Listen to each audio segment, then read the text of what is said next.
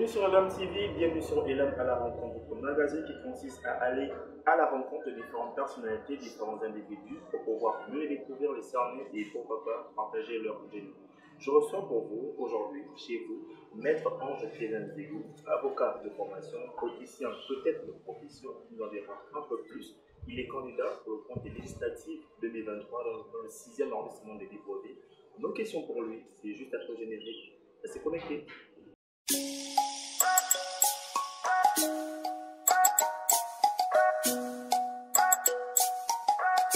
Bonjour maître. Bonjour. Vous allez bien? Ça va bien, merci. Alors, l'actualité politique au Gabon est dominée par les élections à venir, les élections législatives, locales et présidentielles pour lesquelles vous êtes candidat. Je parle bien sûr des législatives et locales.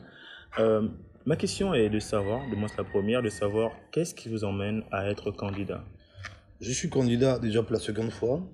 Je suis candidat parce que j'appartiens à un parti politique qui est construit sur un constat que nous avons fait, celui de la marginalisation de la politique. En fait, les Gabonais, les hommes politiques gabonais, les partis politiques principalement qui existent, ne sont pas sur la base d'une cause, ils sont sur la base des éléments personnels. On a cru que la politique c'est l'espace où on peut s'enrichir. On a créé le clientélisme. On a fait en sorte qu'on parle de tout sauf du peuple. Donc nous nous sommes réunis en disant que nous ne pouvons pas laisser les choses se faire ainsi. Nous ne sommes pas d'accord. Et ne pas être d'accord ne suffit pas. Se résigner ne suffit pas. Être en colère ne suffit pas. Il fallait construire cette déception de la classe politique par une action politique. Donc si on veut que les choses changent, il faut bien qu'on s'engage. Et donc si on s'engage, il faut on présente notre offre aux populations qui, elles, devront accepter ou refuser. Nous avons décidé, enfin, quand je dis nous, c'est Le parti et vous? les partis, enfin, Le parti. les principaux dirigeants du parti. Nous avons pensé qu'il était bien qu'on offre au Gabon autre chose que la médiocrité qui s'exerce dans ce pays. Donc, je suis candidat parce que je veux faire entendre un autre son de cloche et puis rappeler à nos compatriotes qu'il est possible d'avoir de la dignité, des valeurs en politique. À la mesure où pendant 50 ans, on nous a appris que le vice devait s'exercer en politique, nous nous disons non, nous pouvons présenter aux Gabonais autre chose que ceux qui connaissent. Est-ce que vous pensez que votre candidature, même si vous êtes élu, pourrait effectivement faire changer les choses? Déjà, si je suis élu, ce sera un autre son de cloche. Ce sera une autre façon de faire. Parce que, comme vous pouvez le savoir, moi je ne paye pas les électeurs. Je ne paye pas je paye pas les Gabonais pour qu'on parle de leur pays. Donc si je suis élu, surtout dans mon arrondissement, qui est le plus grand arrondissement de Libreville, c'est qu'il y a une bonne partie des Gabonais qui estiment et qui ont pris conscience de ce qu'il faut que ça change. Je vous prends un exemple simple qui était assez révélateur de ce changement dans mon arrondissement. J'ai reçu les femmes à qui je ne donnais aucun franc, qui sont venus en masse à mon appel. Et à côté, il y avait un président du parti politique de l'UDIS qui fait venir des jeunes à qui on donnait 10 000 francs pour être présents. Et comme le vice constitue la gestion et l'organisation de ce genre de parti politique, ils ont même distribué de l'argent en public. Et j'ai été surpris de voir autant de femmes qui ont, pour certaines, laissé leur commerce, venir écouter le message que nous avons donné. Et je veux dire, pour moi, c'est ce genre de personnes qui vont décider de ce que nous serons demain. Et si nous gagnons, ça veut dire que c'est déjà un signal fort du changement de mentalité des Gabonais. Et si les Gabonais changent de mentalité, c'est sûr que le pouvoir changera. En parlant de femmes qui ont laissé leur commerce, j'ai cru lire ou entendre que vous avez choisi comme suppléante une commerçante. Pourquoi ce choix? Pourquoi ce choix? Je choisis une commerçante pour une raison simple. D'abord, c'est pour moi le cœur de la cité. La commerçante, elle est au marché, elle parle à tout le monde, elle a le pouls de la société, elle sait ce qui souffre, ce qui ne souffre pas, elle sait ce qui est récriminé dans la société, et elle est exposée, vous voyez, à l'ingratitude. C'est elle qui nous nourrit, puisque tout le monde va au marché, tout le monde achète, et c'est elle qui est victime de notre mauvaise politique. C'est-à-dire que, d'abord, sur le plan de la pratique politique, j'ai remarqué dans ce pays que lorsque les gens sont élus à la mairie, la première action qu'ils ont, c'est contre les commerçants. C'est-à-dire que même s'ils ont des difficultés à payer leurs taxes, ce qu'on fait, c'est qu'on détruit votre capital. Alors que c'est chez ces gens-là qu'on a pu solliciter des voix avant. Mais c'est aussi que les politiques qui sont élus sont tellement ingrats qu'ils ne participent pas à améliorer les conditions de travail de ces gens-là. Donc je me suis dit, pour ne pas être déconnecté de la société, pour ne pas être déconnecté du peuple, si je suis élu, il me faudra à mes côtés une personne commerçante qui soit, je veux dire, l'incarnation de la volonté populaire. Donc ce n'est pas un coup de com'? Non, je ne fais pas de la communication. Si, là j'en fais. Mais je veux dire, je réfléchis assez aux actions que je pose en politique. Et quand vous avez un peuple aussi blessé que le nôtre, un peuple aussi méprisé que le nôtre, vous ne pouvez pas jouer avec la communication et faire comme si, je veux dire, c'est pas mon instrument, cette dame-là. Cette dame n'est pas un instrument, d'autant que je sais qu'elle risque beaucoup en s'affichant contre le pouvoir en place. Il n'est pas exclu que demain j'apprenne qu'elle n'ait plus de place au marché. Donc je ne peux pas jouer avec ça, je ne peux pas instrumentaliser la misère des gens. Ça, c'est l'apanage du PDG. D'accord. Il y a 2 ans, sur le canapé rouge, vous affirmiez: nous avons commis l'erreur de croire qu'on peut faire de l'opposition dans une dictature comme on le fait dans une démocratie. Est-ce qu'en allant aux élections, vous n'êtes pas justement en train de faire la même erreur? Non. Quand je dis nous avons commis l'erreur de croire qu'on peut faire de l'opposition dans une démocratie, comme en dictature, pardon. C'est dans la pratique. Par exemple, je vous dis une chose. Je n'irai jamais à Gabon Télévision. Je n'irai plus jamais à Gabon 24. Je n'irai jamais dans les médias publics parce qu'ils ont démontré leur parti pris, leur esclavage vis-à-vis du système Bongo PDG. Est-ce qu'en agissant comme ça, vous n'êtes pas en train de je faire vous comme explique. eux? Non, je ne fais pas comme eux. D'accord. Parce qu'on fait semblant. C'est-à-dire que là, nous sommes en période électorale.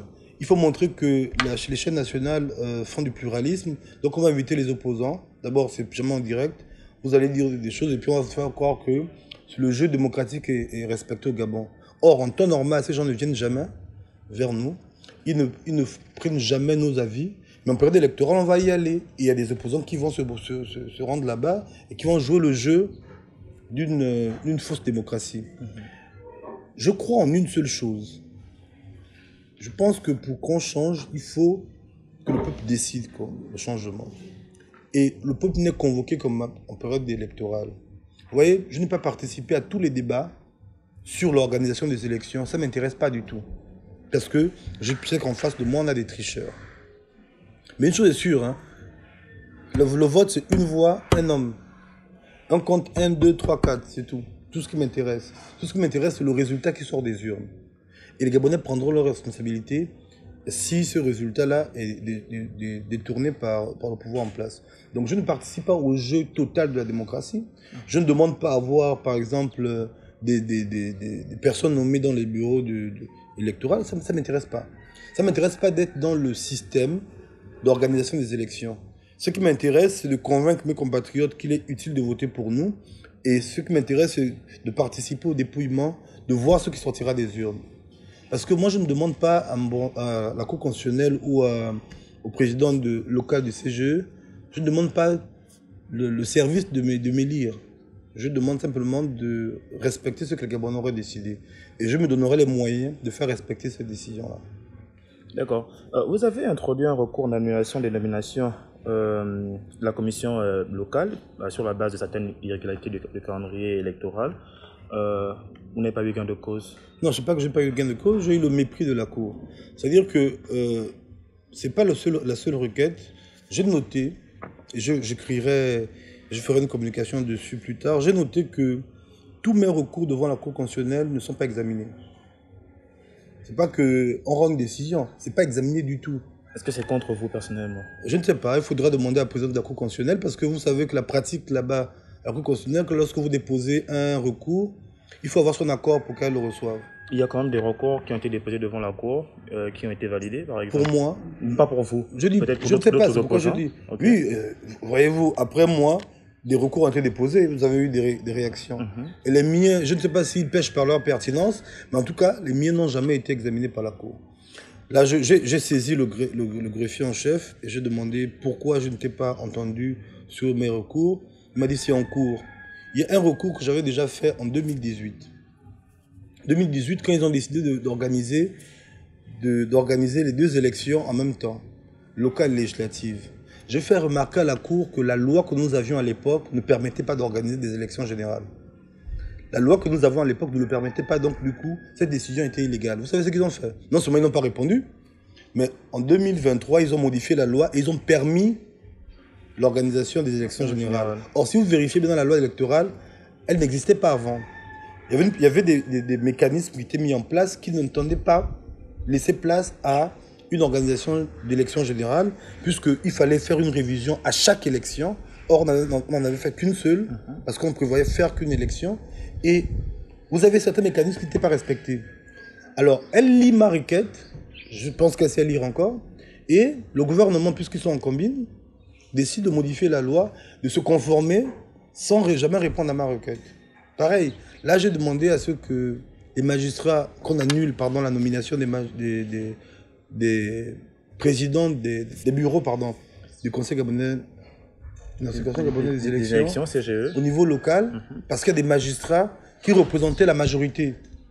On sait que les magistrats sont devenus des partisans, mais à ce point être aussi cynique et méprisant de la loi, c'était quand même fort.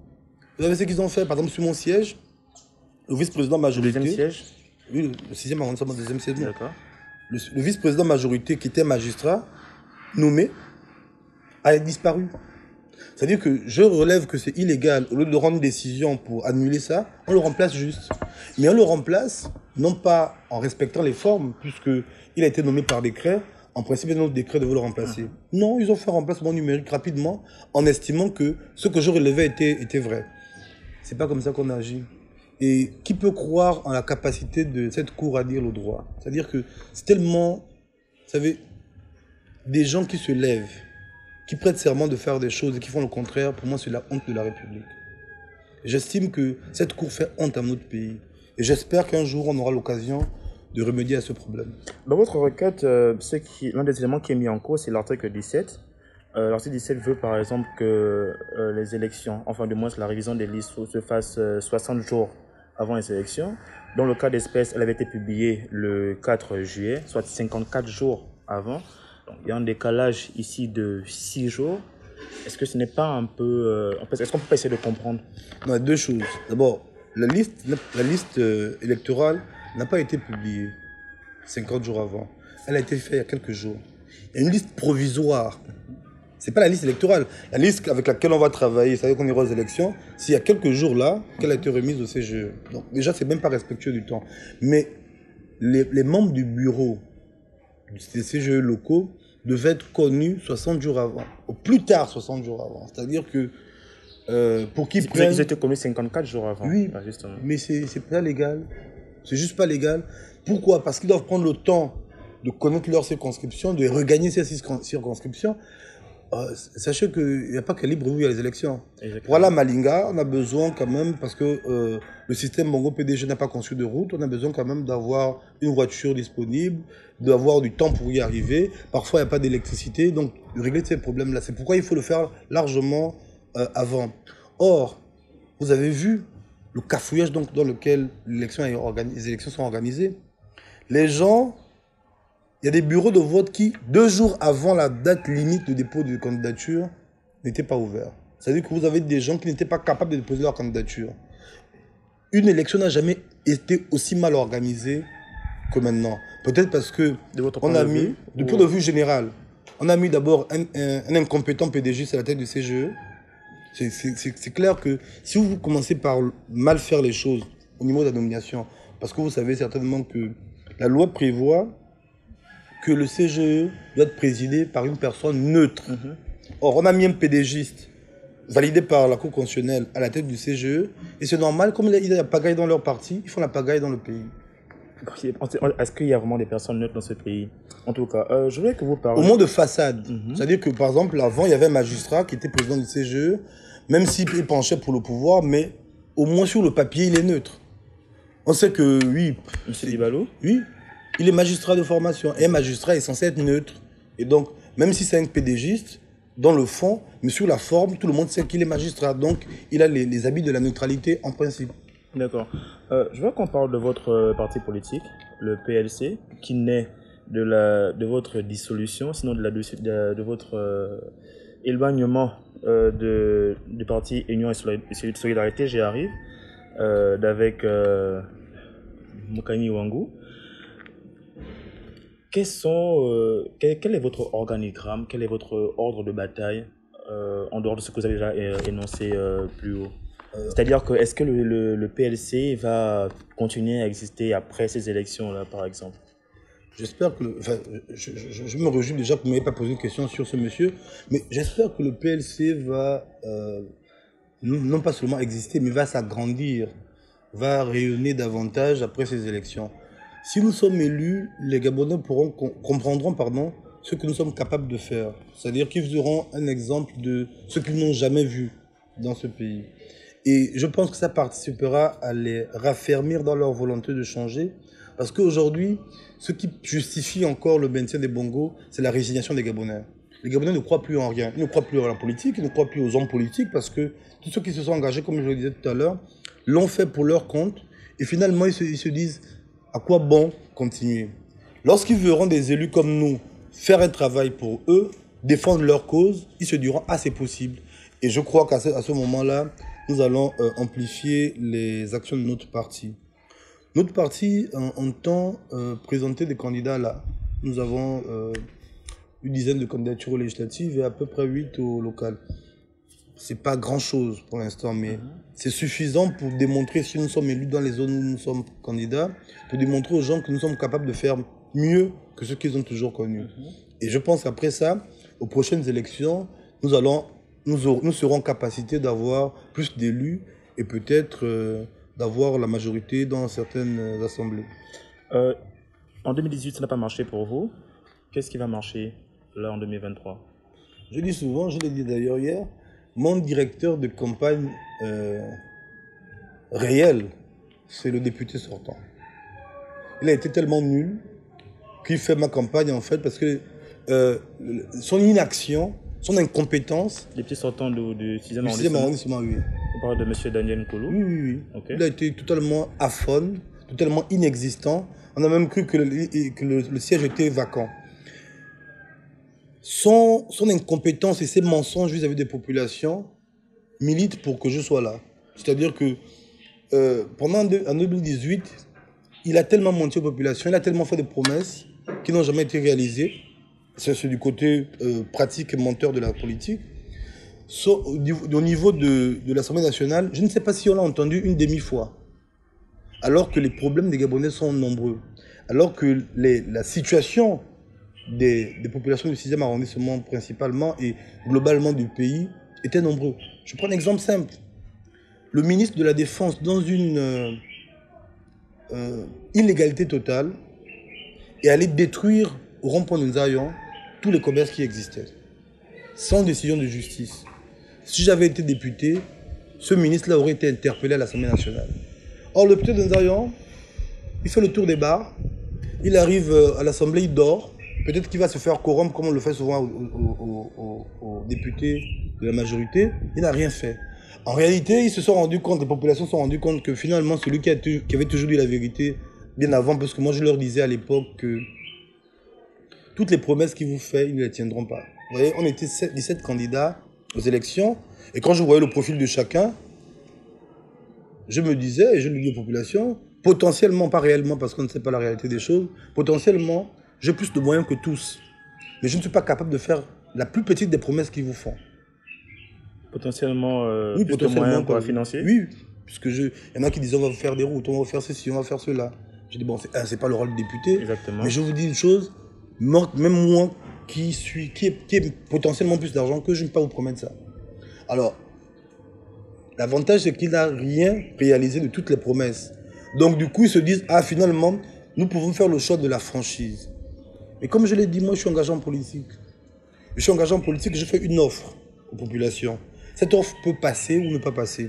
Mais ça ne définit pas ma détermination à continuer à faire de la politique. Si ça passe, c'est ce que je souhaite, tant mieux, on continuera. Si ça ne passe pas, je reviendrai. Peut-être que j'aurais été mal entendu, ou bien peut-être que j'aurais mal présenté les choses. Je reviendrai jusqu'au moment où les populations comprendront que je suis sur le bon chemin.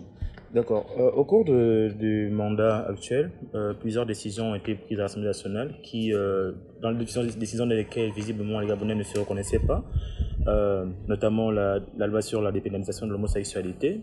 Vous, en tant que député, que pourrait être par exemple le projet de loi que vous pouvez apporter qui, selon vous, pourrait changer le quotidien des Gabonais? Non, répondre comme ça, je ne pourrais pas vous donner une réponse précise d'une loi qui change le quotidien des Gabonais. Je pense que ce sont déjà les pratiques qui doivent changer le quotidien des Gabonais. Moi, député, je m'arrangerai à ce que les ministres fassent leur travail. Parce que le député participe au contrôle de l'action du gouvernement. Alors, je vais être derrière eux, je vais contrôler vraiment ce qu'ils font sur le terrain. Est-ce que seul vous pouvez le faire? Oui, on n'a pas besoin d'être à 20 pour contrôler un ministre. On n'a pas besoin d'être à 20 pour interpeller un ministre. Si par exemple, parce que c'est nous qui votons la loi de finances, et c'est eux, le gouvernement, qui propose des actions à mener sur le terrain. Je prendrai la loi de finances, le ministre de la Justice nous dit par exemple qu'il nous faut 10 bâtiments et c'est dans le budget, alors que la loi de règlement a validé ces éléments-là, il m'expliquera pourquoi 10 bâtiments n'existent pas. Donc je n'ai pas besoin d'être à 1000 pour le faire, hein, pour interpeller le gouvernement. Nous avons besoin d'être nombreux pour faire voter une loi. Et pour le contrôle de l'action du gouvernement, chaque député peut le faire s'il en a l'envie. Et je le ferai avec précision, avec détermination. Donc je pense que déjà dans la pratique, ça pourrait changer parce que les ministres qui ne voudront pas être exposés, parce que je n'hésiterai pas à le faire, être exposés, seront obligés de travailler et d'expliquer où passe l'argent pour lequel ils ont été, qui a été confié au ministère.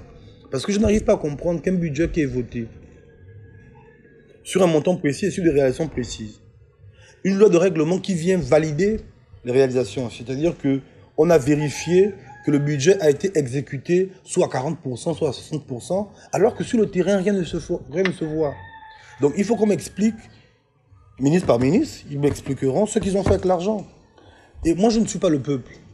Je ne fais que représenter la nation. Donc à partir de ce moment-là, je les mettrai face à leurs responsabilités. Je vous prends un exemple. De l'argent a été remis aux Gabonais, au Gabon, pour atténuer les effets de la Covid. Plusieurs milliards. Une enquête parlementaire a intervenu et un rapport a été rendu, malheureusement défavorable au pouvoir en place, parce que c'était l'occasion pour eux de détourner. Il s'est trouvé des députés qui ont voté le secret de ce rapport. Si j'avais été député, je l'aurais rendu public. Parce que je pense que les Gabonais doivent savoir. Vous pouvez aller seul contre tous avant de marrer, c'est-à-dire que vous aurez rendu ça public. Oui, j'aurais pris le rapport, je l'aurais scanné et je l'aurais publié sur le réseau, sans problème. Enfin, ce n'est pas illégal? C'est illégal, mais en fait, ce qui est illégal, c'est d'avoir voté ça. On ne peut pas, c'est un élément de transparence de la vie publique. On ne peut pas donner de l'argent à un pays pour aider ses populations. Cet argent est détourné et puis on dit votons pour que personne ne sache rien. Moi, si je suis élu, je serai élu pour le peuple. Et tout ce qui se fera contre le peuple, même si dans la loi, c'est pas normal, c'est acté, j'irai contre. J'en assumerai les conséquences. Parce que je trouve inadmissible qu'on puisse voter une loi qui participe à, on va dire, à bêtir le peuple. C'est-à-dire que c'est pas possible de prendre des dispositions qui sont contre les personnes gouvernées. On ne peut pas être député de la nation, voter une loi qui participe à ternir l'image de la nation. Alors moi je l'ai dit à mes amis de l'opposition d'ailleurs qui sont députés, je leur ai dit mais rendez-le public. Ah oui mais c'est interdit par la loi. Mais tant que cette loi est inique, je ne l'applique pas. Là vous parlez de vos amis de l'opposition qui ont, enfin à vous entendre effectivement si vous votez pour cette loi. Non, ils n'ont pas voté pour. Bon, qui aurait peut-être? Non, ils n'ont pas voté pour. Ils n'ont pas voté pour. Non, ils ont voté contre. Vous assurez? Je suis certain. D'accord. Est-ce que votre opposition aujourd'hui elle ne parle pas en ordre dispersé? On a l'impression que vous ne portez pas le même message. Je ne sais pas, ça c'est un discours pédégiste. Je ne sais pas ce qu'on appelle une opposition ordonnée. Dans tous les pays du monde, il y a plusieurs oppositions. Il y a plusieurs partis politiques de l'opposition. Pourquoi c'est au Gabon où on veut que les opposants soient un candidat, ils parlent d'une même voix? Non. Je dis une chose, encore une fois, c'est le peuple qui décide. Non, parce que c'est ce discours qu'ils prennent. Par exemple, là, ils prennent l'alternance 2023. C'est quoi l'alternance? Bah, il faut leur demander, moi je ne suis pas dans le groupe. D'abord, je ne me retrouve pas dans un groupe Manga Moussavou dit qu'il est opposant. Justement, Mokani Wango dit qu'il est opposant. Exactement. Parce qu'ils ont été chassés de leur poste. J'avais une question dans ce sens parce que nous avons reçu le président de Réagir et j'ai posé la question de savoir pourquoi le PLC n'était pas sur la plateforme Alternance 2023. Il m'a demandé de vous poser la question à vous. Pourquoi vous n'y êtes pas? Mais, il fait de la langue de bois.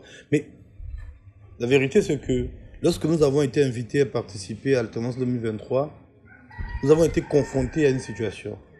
Nous voulons être dans des regroupements de partis politiques d'opposition. D'opposition, les gens peuvent trahir après. Mais on prendra acte par la suite. On ne peut pas nous dire que c'est un parti politique qui veut l'alternance et qui est composé des gens qui ont démontré leur incapacité à être cohérents.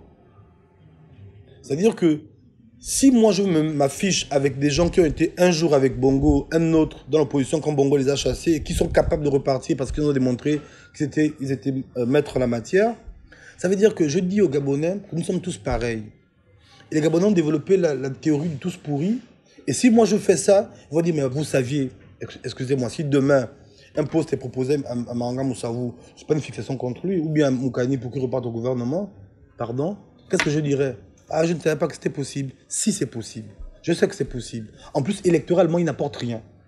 Quel est l'intérêt pour nous de nous salir avec des gens qui ont été un jour de l'opposition, un autre de la majorité quand tout va bien, et quand ils sont chassés, ils reviennent dans l'opposition. L'opposition, ce n'est pas la poubelle de la démocratie. Pardon? Les gens vont dans l'opposition pour des principes et pour des valeurs. Et nous ne pouvons pas, alors qu'on défend des valeurs, être à côté des gens qui ont été les promoteurs du vice. Donc je dis non. Si Alternance 2023 était composée de quelques partis politiques que je respecte... Il a affirmé sur l'AMTV que Manga Moussavou n'y est pas. N'y est plus. Arrêtez. Il a dit pas. Non, mais excusez-moi. Vous avez les vidéos d'Alternance 2023. Hein. S'il dit ça, c'est qu'il ment.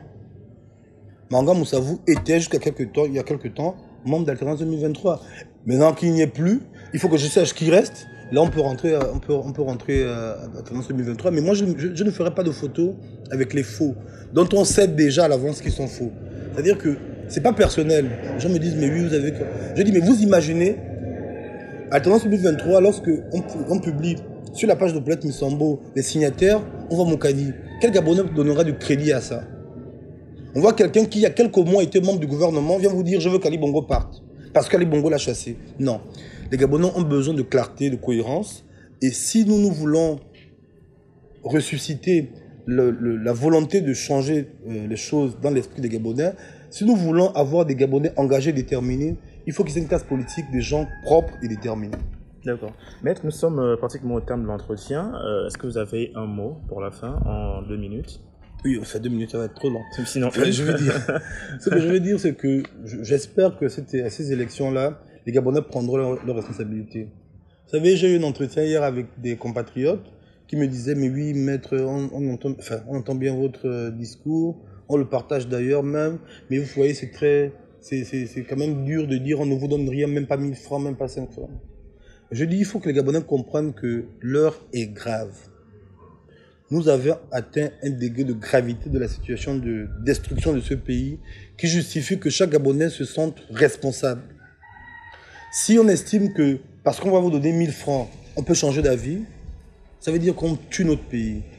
Il faut que les Gabonais comprennent qu'ils sont, eux, à leur niveau, responsables de la situation, parce que accepter 5000 francs, c'est vendre d'une certaine manière sa dignité politique, vendre d'une certaine manière sa citoyenneté. Il faut que les Gabonais comprennent qu'ils ont le devoir aujourd'hui de protéger la nation, de protéger le pays. Ali Bongo est sur la fin. Ce qu'il faut craindre, c'est le renouvellement de la classe politique. Et si ce renouvellement passe encore par un autre Bongo, nous sommes morts à jamais. C'est pourquoi ces élections-là doivent être l'occasion pour les Gabonais de s'exprimer. Ils doivent voter. Ne jamais aller voter, c'est une erreur grave. Parce que, nous le savons, les dictatures se nourrissent de l'abstention et de la résignation. Nous devons leur montrer que nous sommes décidés à faire en sorte que les choses changent. Il y a une élection présidentielle, on doit tous voter contre Ali Bongo. Il y a des élections locales et législatives, on doit donner une majorité à l'opposition pour empêcher ce qui peut arriver demain si jamais Ali Bongo décédait. Donc, je souhaite appeler les Gabonais à la responsabilité et leur demander d'exercer librement leur citoyenneté de bout en bout, c'est-à-dire du début du vote jusqu'au dépouillement, et de suivre le résultat final, parce que ce n'est que parce qu'ils sont mobilisés que les vrais résultats peuvent être proclamés par les institutions qui ne sont pas, qui ont démontré leur incapacité à être républicains et à être neutres. Et donc nous sommes les seuls, c'est-à-dire les populations, à pouvoir imposer notre volonté aussi bien dans les urnes que dans la rue. D'accord, merci maître. En espérant vous revoir sur Elam TV en tant qu'honorable. J'espère. C'est tout le mal que je me souhaite. D'accord. Merci de nous avoir regardé. C'était Elam à la rencontre sur Elam TV avec maître Ange Kevin Nzigou. À la prochaine.